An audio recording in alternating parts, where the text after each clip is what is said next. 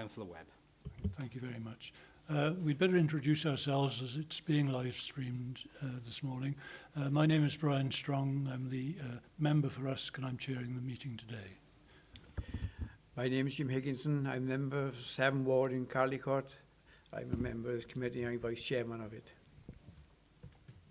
Richard Williams, Democratic Services. David Jones, Head of Public Protection. Linda O'Gorman, Principal Licensing Officer. David Evans, member of this committee and councillor of West End Ward in Caldicot.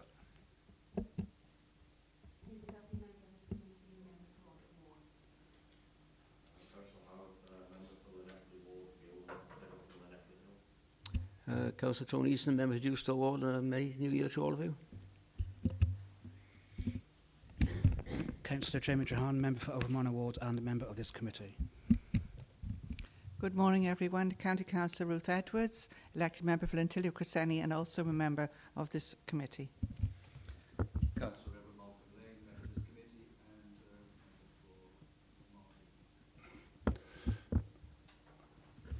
and Thank you very much. Are there any declarations of interest?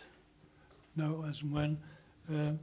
The review of the annual licensing fees for financial year 2021 is the first item on the agenda. I believe Linda is going to go through this for us.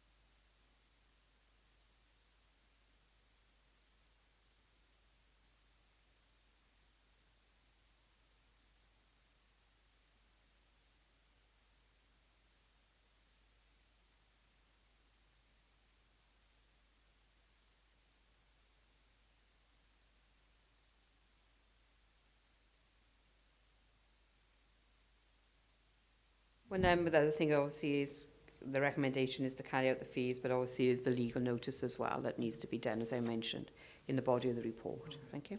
Thank you, Linda. The next item, and I think Dave wants to speak on this afterwards, is to confirm the minutes of the previous meeting. Are you happy that they be signed as a true record? Please show.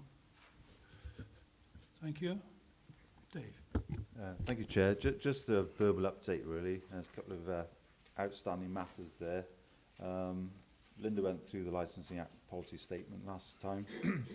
So I'll just go through due process, and it'll go to Council as per the legislation request for approval in the coming months. So that's going through the process. Just to update members, really, on the next two items. One's about street trading in Abergavenny, if you recall. So this came to the October meeting. And there was an issue regarding block street trading consents, and the fact that we'd go to the town council to see if they were willing to perhaps pick up that issue, as they do successfully in Usk and Chepstow. So we have had that meeting, just to update members. That was a successful meeting. They're now looking to see if they can work with the estate section to make it a bit easier, both for applicants and to make sure there's some consistency, if you like, across the county in terms of how we actually administer block street trading consents. So that meeting has taken place.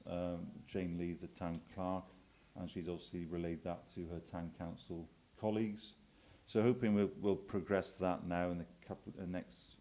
Well, we'll have to progress it by next month because that's when the existing street trading consent expires. So that's hopefully we'll make some progress there, which we'll report back to members. And then the tuk-tuk case, as you know, we've got an application. There's no pressing urgency in terms of the applicants, but we have now been in contact with Llanfoes Depot. So they hopefully will be able to provide a venue, as we did, if you remember, when we looked at 7-8 seat vehicles in Raglan. I think that worked well because their members can have an informed decision as to what we're actually talking about. So we liaised with Andrew Walsh at the depot. So we'll try and get a date in the diary, hopefully now for February next month, where I think it'd be handy for members to get there as many as we can, just to look at it. We can obviously fit you all in a tuk-tuk by the very nature of the vehicle. But then as per the minutes there, I think we suggest perhaps Lee Beach plus the chair or vice chair of that licence committee to do the actual route that the applicant proposes, which takes them off into the top end of Blaenau Gwent as well.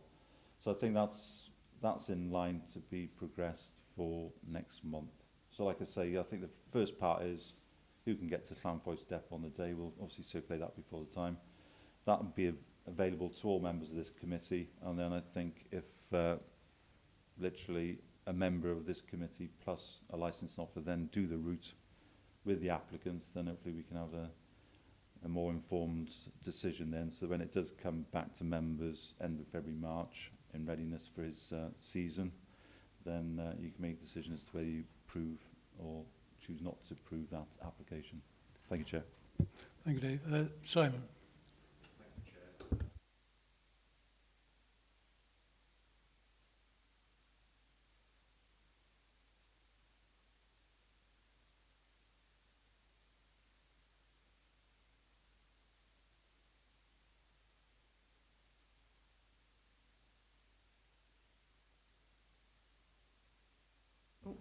Following the meeting, I resent on the Knowledge Hub, basically, which covers the whole of England and Wales, to say, and went back to the ones that initially said they had, policies in place. Unfortunately, nobody has actually come back and said there are any issues, so it's a bit hard to sort of, make an assessment what other authorities have encountered. I did get some information back from Cardiff City, which initially I assumed that they would probably use bus lanes, but they did say they don't do that because it's run freely around the bay itself, so they don't actually use the bus lanes. So they did come back with that, and they said they've had no issues as such at the moment because they've only got one that actually does that circuit. Simon.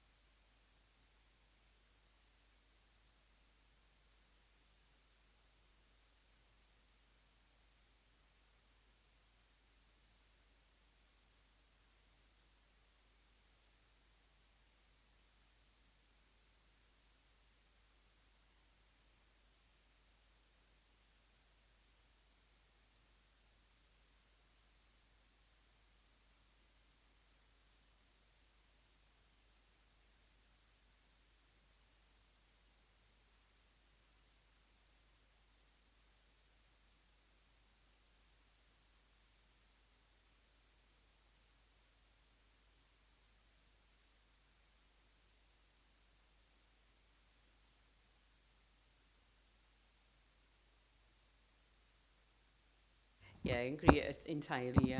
Obviously, it was farmed out quite widely with the hope that we would get sort of a similar comparison of another authority, you know, with the same sort of type of area.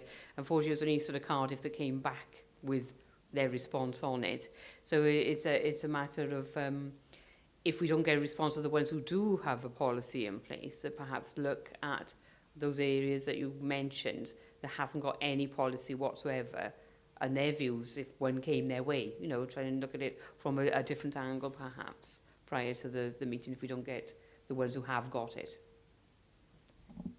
Yeah, I take your point entirely, Councillor Howarth. I know that Lee's spoken to the applicant, our local licensing officer, along those lines as to, you know, particularly in Abergavenny, as you know, you've got heads of the valleys, you've got trunk roads, you've got the A40 that runs through it.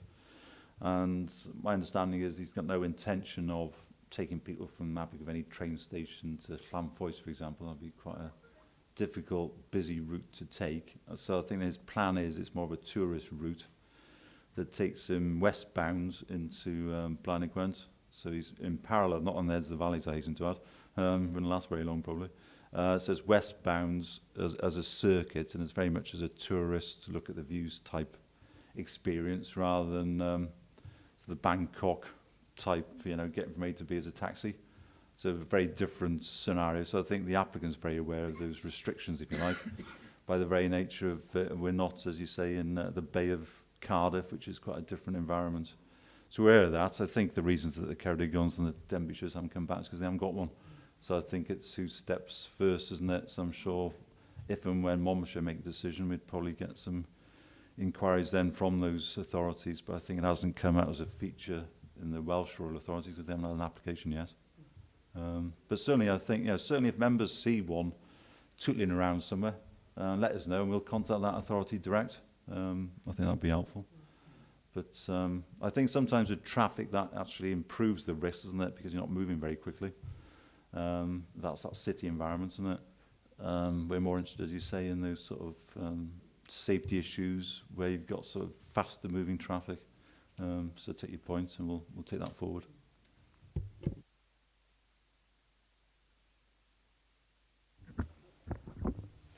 Before we just go on to the last item on the agenda, there is a subcommittee meeting later this morning. Normally there are 3 members on that committee, one of whom is either the chairman or the vice chair. We, at the moment, we're not getting many volunteers to go on those subcommittees, and I think it would be useful if you could make a note of when there are subcommittees. If you do reply, if you could do it as quickly as you can, just to make sure that it is spread evenly over the year, and people then could get experience on what different problems there may be to consider. So if you can volunteer to go on those subcommittees, I think it would be appreciated, and we'll try and not do it on a rota basis, but at least give everyone a fair chance of going on the committees. Okay. Right, the last item on the agenda is the date of the next meeting, which is the 25th of February here at 10 o'clock. Thank you all very much for your attendance. Thank you, officers.